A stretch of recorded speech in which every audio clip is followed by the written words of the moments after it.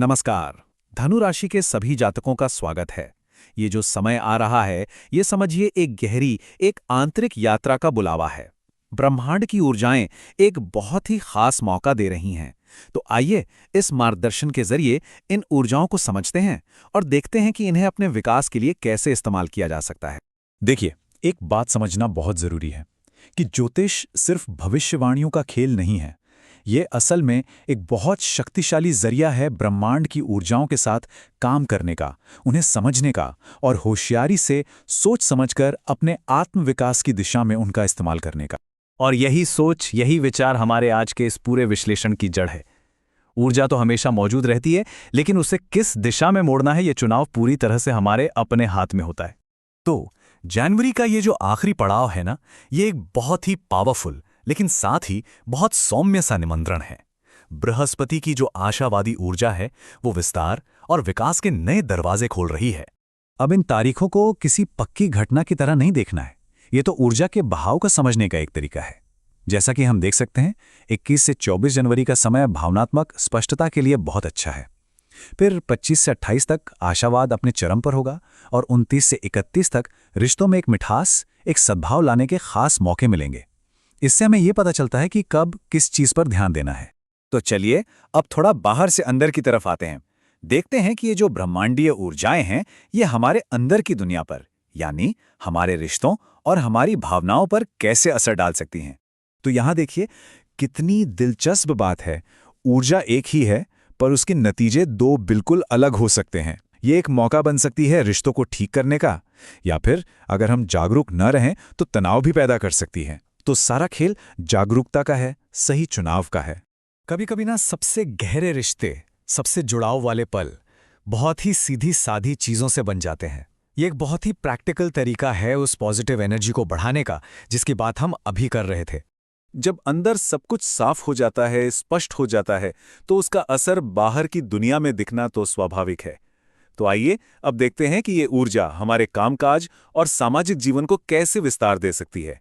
धनु राशि की एक स्वाभाविक आदत होती है सीधी और साफ बात करना। ये एक बहुत अच्छा गुण है, पर हाँ, इस समय में उस साफगोई के साथ थोड़ी सी जागरूकता को मिलाना बहुत जरूरी है, ताकि सामाजिक ऊर्जा का फायदा उठाया जा सके, नुकसान नहीं। तो यहां पर जो समझने वाली बात है वो ये है कि बड़ी सोच रखना अच्छी बात है, पर उसे जमीन पर उतारने के लिए एक प्लान भी चाहिए। दोनों को साथ लेकर चलना होगा।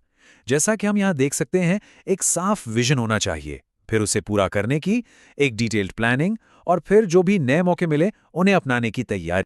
अब अगर प्रेम संबंधों की बात करें, तो ये ऊर्जा एक तरह से हमें बुला रही है एक खूबसूरत संतुलन बनाने के लिए। एक तरफ साझेदारी है और दूसरी तरफ अपनी निजी आज़ादी। इसे एक टकराव की तरह नहीं, बल्कि एक मौका समझें, एक सही बैलेंस ढूंढने का। अब बात करते हैं स्वास्थ्य की, और इसे सिर्फ एक और टॉपिक की तरह मत देखिए। ये तो वो नींव है जिस पर विकास की ये पूरी यात्रा टिकी हुई है। तो ये सचेत ऊर्जा प्रबंधन आखिर है क्या? इसका सीधा सा मतलब है अपने शरीर को अपना साथी मानना। जब शरीर में ऊर्जा का संतुलन होता है ना, तो मन और भावनाओं में भी एक ठहराव, एक स्पष्टता आ जाती है, और फिर सही फैसले लेना आसान हो जाता है। ये सिर्फ कुछ सुझाव नहीं है, ये वो अभ्यास हैं जो हमें जागरूक रखते हैं।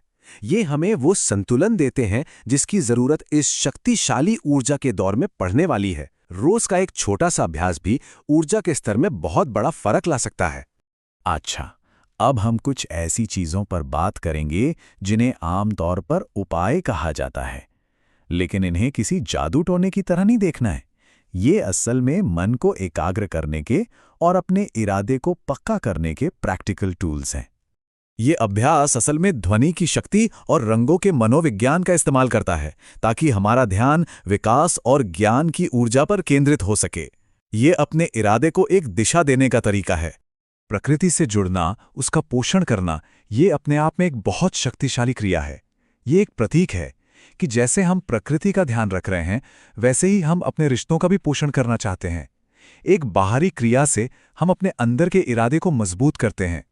और कभी-कभी हमें एक फिजिकल रिमाइंडर, एक टैंजिबल चीज की जरूरत होती है, जो हमें हमारे इरादे की याद दिलाती रहे।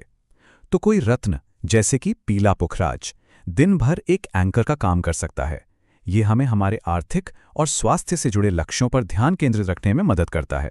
तो अब हम इस चर्चा के आखिर में आ गए हैं और यहाँ सबसे जरूरी संदेश को एक बार फिर से याद करना जरूरी है, और वो संदेश है अपने हाथ में शक्ति होने का और जागरूक होकर चुनाव करने का। आखिर में ये सारी ज्योतिषीय जानकारी एक नक्शे की तरह है।